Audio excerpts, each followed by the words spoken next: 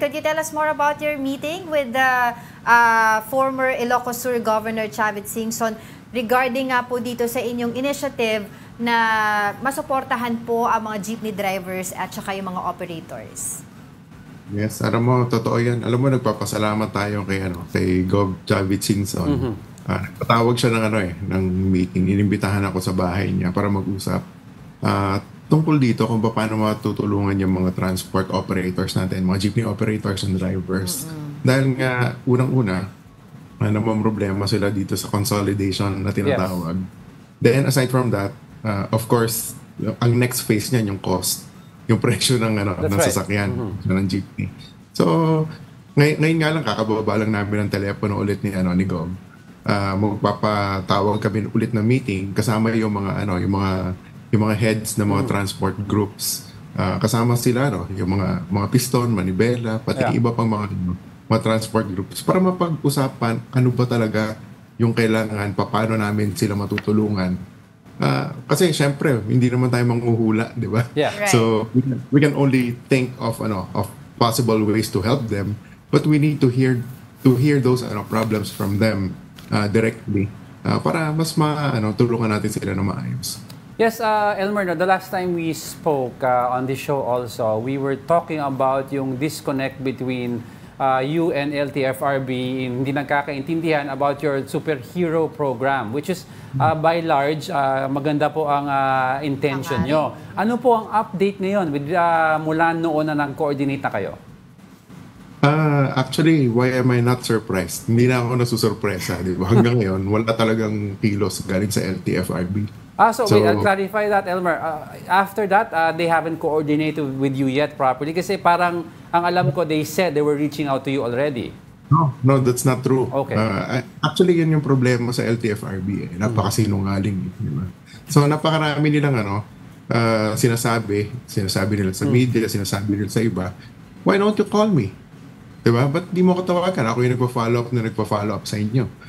Kahapon lang, meron akong isang grupo ng mga operators. Nag-file kami na consolidation. Hindi tinanggap ng LTFRB. Ang reason nila is dahil 60% daw na consolidated na dun sa lugar. Di ba ang point is, ang gusto natin ma-consolidate 100%. Correct. So, 60%, bakit ayaw mong tanggapin?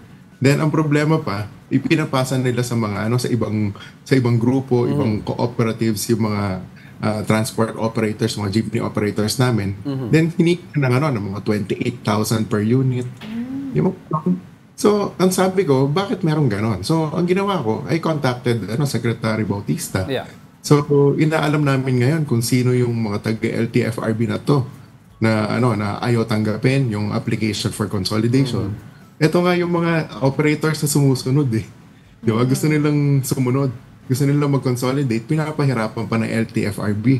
So, isipin mo yan. Napakaraming napakaraming mga bagay na hindi nakikita ng taong bayan. Napakaraming problema na itong prosesong to. Of which, nanonood ako kanina nung narinig ko si Ka Obet. Yes. Si Ka Obet, nakakausap din natin si Ka Obet.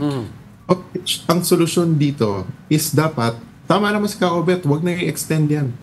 Wala nang extension dapat yan. Ang dapat gawin is gawing optional yung consolidation. Okay. Matagal ko na sinasabi kahit sa congressional inquiry, sinabi ko rin kay Speaker Romualdez, kay Secretary Bautista, dapat gawing optional. Kasi there's no silver bullet here. There's no one solution to all of the problems. Hindi pa sa lahat ang consolidation. May mga maiiwanan. Sabihin mo na may mga 20,000 na mga jeepneys na hindi makaka-consolidate. So, anong ibig sabihin nun? Starting tomorrow, wala nang kakainin yung mga pamilya ng mga ng mga operator na yan? Pati ng mga jeepney drivers na yan? Di ba parang hindi tama yun? So, dapat gawing optional. Yung mga gusto mag-consolidate into cooperatives or corporations, let them. Yung mga ayaw mag-consolidate, they can modernize on their own. Dapat payagan nila. Bakit mo pupwersahin or pipilitin mag-consolidate, then kapag nag-consolidate naman, hindi tatanggapin ng LTFRB yung application. So, parang nangiipit. Balikan natin yung issue na yan. But very quick na lang po siguro, kasi sinabi po ng LTFRB, meron po silang proseso. Tungkol po ito doon sa superhero program po ninyo. At hindi naman daw po basa-basa na kumbaga may adapt agad yung inyong po propose. Meron po silang mga concerns about it, yung mga fair matrix, etc. Your quick answer on that? Yes, totoo yan. Meron talagang proseso. Kaya nga, nakipag-meeting tayo sa kanila. Nag-meeting kami nila ng Secretary Bautista, kasama si Chairman Guadis, pati ibang mga opisyalis ng DOTR. Then, sinunod natin proseso. Nagbigay tayo ng after nakailang meeting yan, maraming meeting yan. Then we had a meeting with Attorney Copino ng LTFRB na nag-represent kay Chairman Guadis. Absent siya. So, hindi siya nag-attend dun sa meeting namin na siya yung nag-set. So, nag-submit kami ng letter of intent. Yung letter request for special permit as advised by LTFRB. Dinetalye namin lahat ng mga detalye ron. So, ang naging problema ko, after nun, alam mo yung ang tagal-tagal, wala talagang feedback. Then after over a month, nag-message sa Viber sa akin si Attorney Guadis. Yeah. Sabi niya lang na concerns or questions ang board ng LTFRB. Tinatanong ko kung ano yung concerns na yun so we can address them. Wala rin namang feedback. Nako, sige, nako. Elmer, mahaba yung... Narinig ko sa TV na. Oo nga po Sige, balikan po namin kayo. Unfortunately, we don't have much time. Yeah, but interesting topic. Hopefully, we have you soon on the show. This week. For a longer discussion. Yeah. Exactly. Thank you so much, Elmer Francisco of Francisco Motors Thank you. Corporation. Thank you.